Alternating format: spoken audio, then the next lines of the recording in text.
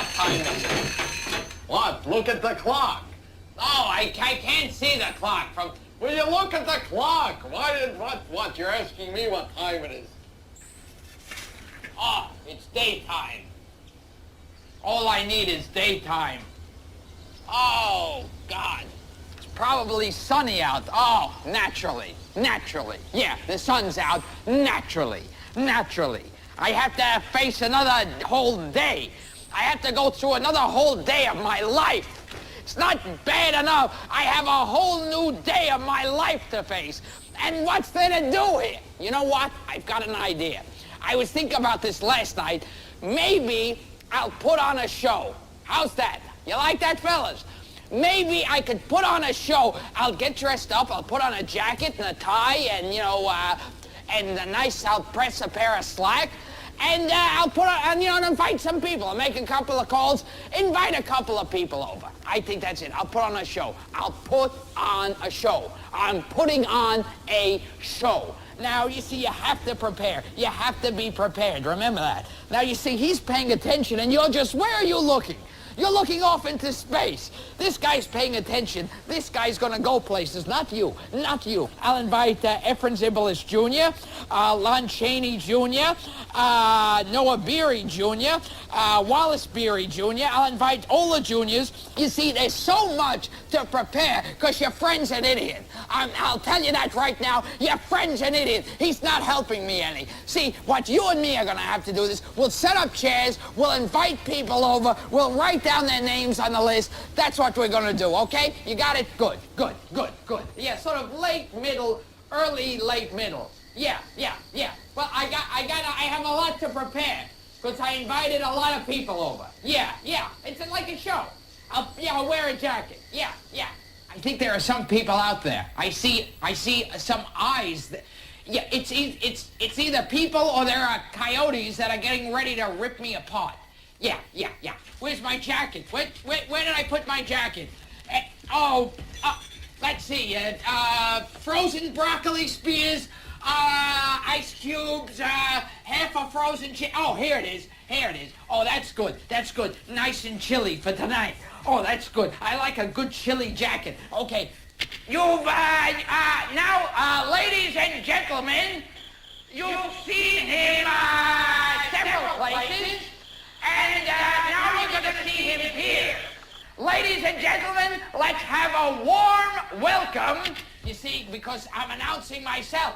I can't hire someone in the middle of the desert to announce me.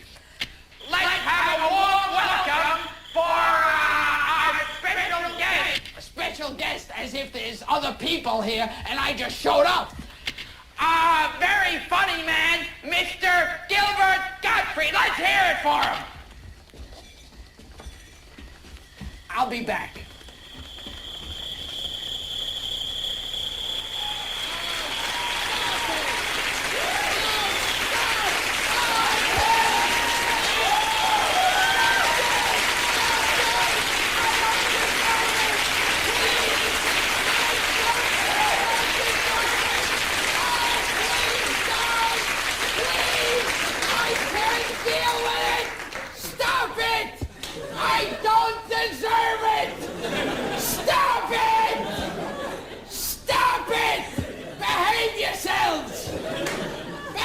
Yourselves! Stop it! For God's sakes, have some self-respect! Oh my God! Oh my God! Oh no! Wait, I'm pouring some water now. That's it. I want some water, all right? Stop it! I want some water. That's it. I'm having water now.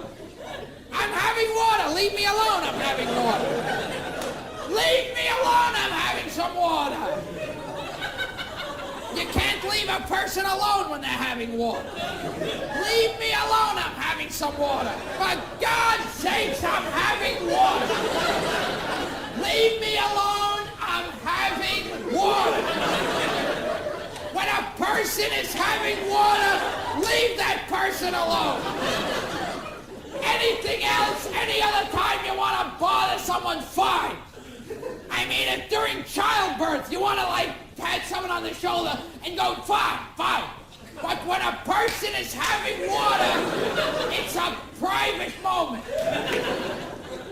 A person should not be expected to deal with other people when that person is having water. I just thought I'd say that. I just thought I'd mention it. Oh, is that good? Oh, boy. A few weeks ago, I was in Austria, and I stopped over and I visited Kurt Waldheim. And I was sitting there with Kurt, and Kurt said, you know, a couple of years ago, I'm in Germany with my wife, and we decided to have our pictures taken. Well, right as the guy's about to snap the picture, who walks right into the shot? Adolf Hitler. Go figure the chance of that happening. I want a cute picture to send home to my wife. Hitler walks right into it. And I don't want him in the shot. So I figure I'll catch the photographer right before they snap the shot. And so I go, wait, hold it. Don't snap that picture. Wait, don't take that picture. Wait a second. Wait till he gets out of the shot. A cannibal from every old jungle film.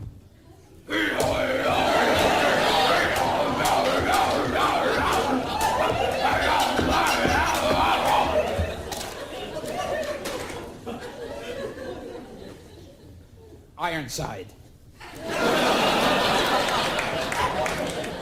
And going uphill and sideways, doing a wheelie,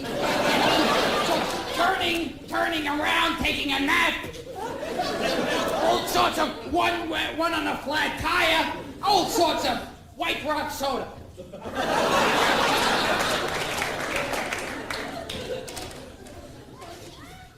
My imitation of Dolly Parton. Dolly Parton's mother. Dolly Parton's brother. You're making fun of the brother of a celebrity's testicles. Don't you realize that's a whole other category that you never get into? You never pick out the relative of a celebrity and abuse their testicles on stage. It's not done. It is not done. You leave celebrities' relatives' testicles alone. Well, I'm sorry. No, you don't have to say you're sorry. Just don't do it again. Just don't do it again. You don't have to be sorry. Don't be sorry. Don't do it again.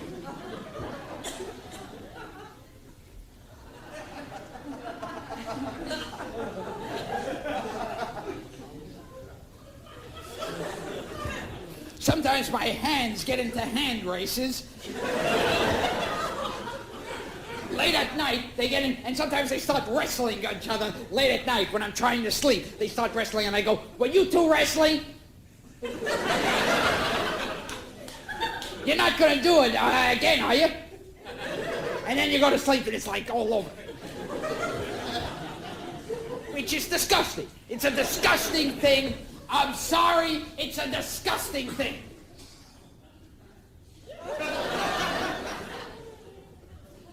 What kind of a joke was that? He didn't answer it. I don't understand that he does the fingers fighting with each other, and that's a joke. I don't see the humor to that. I'm watching it, I sit down, I'm paying attention, and he says his fingers are fighting. I don't go out of my house to sit in a theater so that he's on stage going, my fingers are fighting, and that he was in Austria, and then my fingers were in a fight. To me, it makes no sense.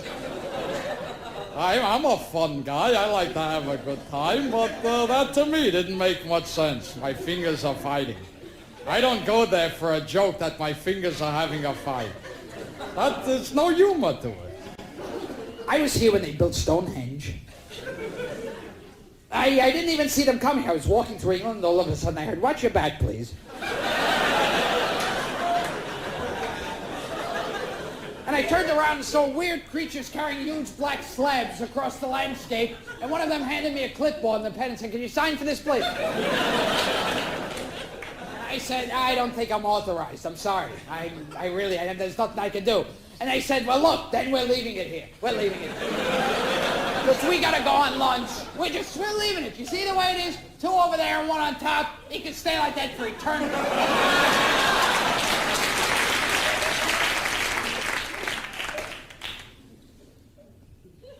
A scene from every 1940s murder mystery. Beats me.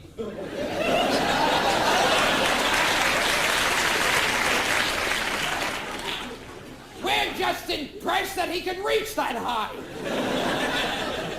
I mean, I didn't think the joke was so funny, but he reached up and it was amazing. It was just amazing. Did you see that?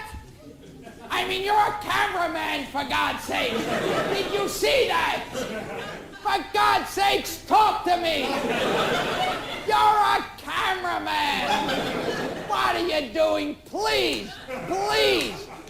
You know what you're watching? Hi, this is Jews with Jokes.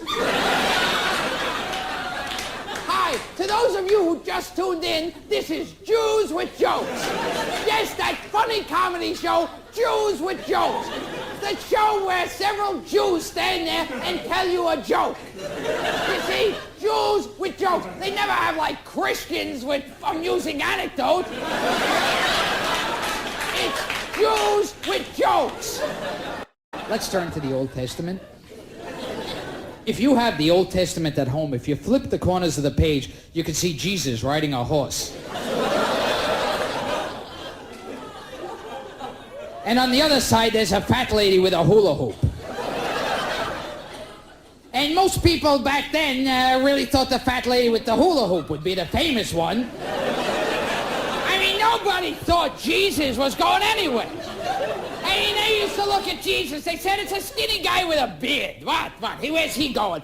The fat lady with the hula hoop is good. Because she's fat and she has a hula hoop and it's entertaining. Him with the beard, he's maudlin, is what he is. But as things turned out, Jesus became more famous. Had the fat lady with the hula hoop become the famous one, you'd wake up in the middle of the night, stub your toe and go, "Fat lady with a hula hoop!" Oh, fat lady with a hula hoop! Mickey Mouse on acid. Oh, God, I'm freaking out! Oh, my God! Help me! Oh, God! Once, I was on a camping trip, and I got separated from my party. And I looked up, and all of a sudden there was a clearing, and I saw a giant sign that said, "Warning, you have entered the land of the three named people." I was about to turn and run when all of a sudden Jan Michael Vincent jumped in front of me. And Paul Michael Glazer. And they said, "You've entered the land of the three named people. How many names do you have?" And I said, "I have but two names." And they said, "Two names? This is the land of the three named people." And all of a sudden, Ray Dawn Chung and Olivia Newton-John came out. And they said, "This is the land of the three named people. Death to the two named boys." And then Jean Paul Belmondo came out, screaming, "Death to the two named boys." And then Ricky Lee Jones, Tommy Lee Jones, Jamie Lee Curtis, Roscoe Lee Brown, and David Lee Roth ran out. Screaming, "Death to the two named boys!" And they waved axes and knives and chains at me, screaming, "Death to the two named boys!" And I pulled myself away, and I ran and ran and ran and ran. So you ran quite a bit. No, I ran and ran and ran. So you did a lot of running. No, I ran and ran and ran. And then I collapsed. And when I woke up, there was a girl standing over me. And I looked up and I said, "What's your name, young wench?" And she said, "Madonna." And I said, "You only have one name? I have two." And at that point, Prince came out. And Sade, and Twiggy, and Halston, and Vanity, and Apollonia, and Liberace, and Topol, and Cantifloss. And they said, "We will make you our king, two-name boy. For in the land of the one-named, the two-named boy shall rule." And we danced and celebrated and drank wine and danced and celebrated and drank more wine. And then I collapsed. Because you figure it was a long week for me. Works at 3, obviously it was a very long week. And then when I woke up, Michael J. Fox, George C. Scott, F. Scott Fitzgerald, E.G. Marshall were all standing over me saying, "Death to the man without the pretentious initial." What was that? So you're telling me that these people who use 3 names, they live in one place? That didn't make any sense to me. That they're celebrities and they're all living in the middle of the forest somewhere. That makes no joke. That's what, it's no sense to me. It's what, how's there a joke there? And then one name and they're celebrating because I don't think they choose to have one name. That to me makes, he's a lunatic. He's a sick man. This ranting and raving's a desperate cry for help. Last week, I was having lunch with Charles Manson. And in the middle of lunch, he turned to me and said, "Is it hot in here or am I crazy?" Now, the Honeymooners, the motion picture. James Mason is Ralph Cramden.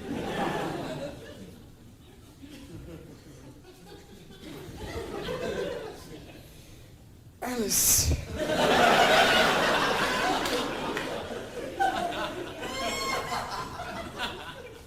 Norton and I are going to play pool.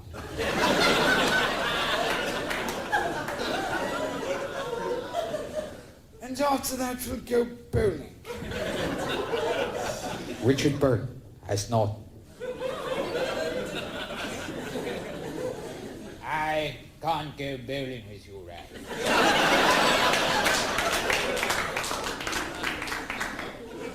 You see, unbeknownst to me,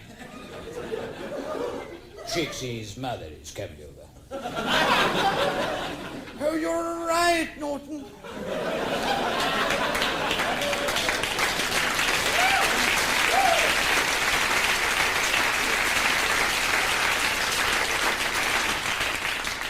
You're a regular riot.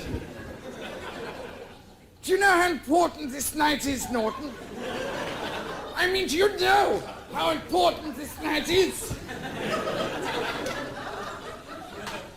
I know, Ralphie boy.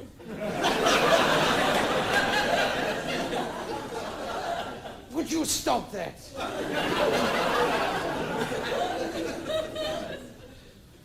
Bang, zoom. Jack Nicholson as Alice.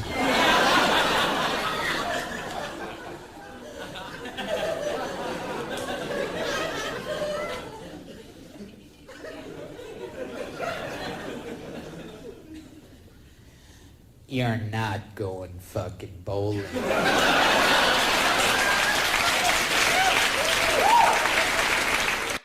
I thrashed over the Andes Mountains, but I never ate a soccer player.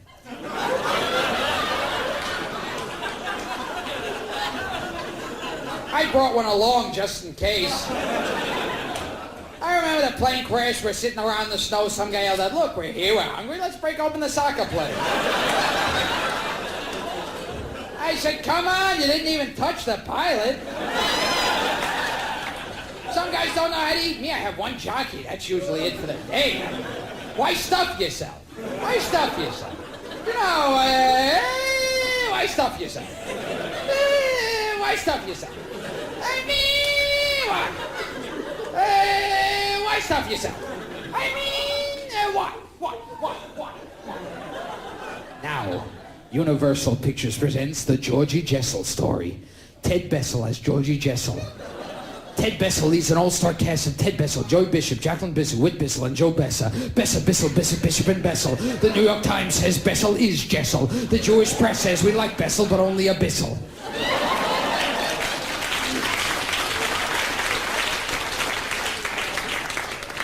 That joke kills in Wyoming.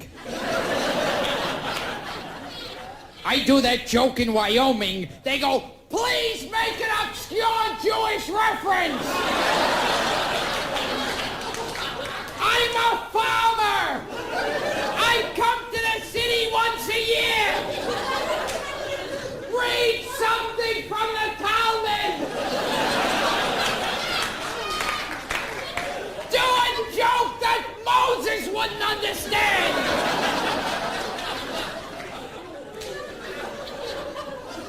Make a few references at ancient Hebrewic tribes. Would stand there and go, well, I have a vague idea, but I can't swear to it. I can't be absolutely certain. I have very vague. I have a very vague idea. I have a vague idea. An area of vagueness prevails my idea. There's like a vague haze over my idea. It's not a clear idea. Some people have a very clear, I have a vague idea. It's like sort of vagueness engulfs my idea. To me, a comedian, a joke has a beginning, a middle, and an end. A joke to me is like, did this ever happen to you? And if it happened to you, then you applaud and it's funny. You say, yeah, that happened to me. And then, do you remember this? And if you remember it, that's the joke. And how many times did this happen to you? And you go, oh, a number of times. Okay, very good. And did this thing ever happen with that? Yeah, those two happened together. Okay. That to me is who I'd pay to see. Thank you, it's nice to be here, it's nice to be... Did this ever happen to you? Did this ever happen to you? You're putting on your shirt and your button and one side's longer than the other and then you gotta button it up! But seriously, you're combing your hair and the part is crooked and you don't know one part's hair and the other part, and you gotta comb it all over again! Hey, wait a second! Wait, how many times did this happen to you? You button the end, one of the buttons pops right off, and you go, should have sold that button up! You ever tie your shoelaces and one of the laces breaks, and then you're not sure if you can just rethread the laces or put new ones in? You ever eating cornflakes and one of them's burnt and you don't know what it is and you spit it out, and then you, happens to me all the time! Oh, that's funny. Jackie Gleason in Casablanca. You're getting on that plane with Big Laszlo. Oh, you're getting on that plane. You are gonna get on that plane. And I know that you know that I know that you're getting on that plane. Because if you don't, you're gonna regret it. Maybe not today, maybe not tomorrow, but soon I better rent the life.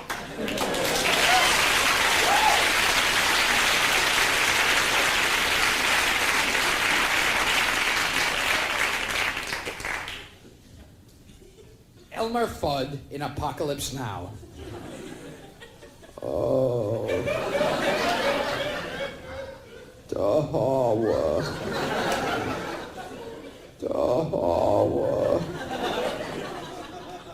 I killed her with the Vietnamese.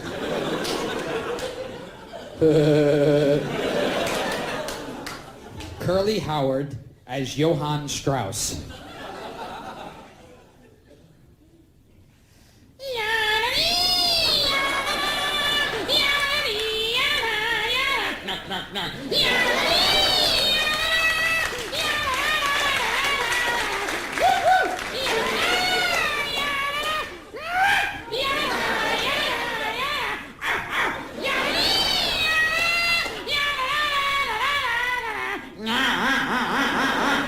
That's it.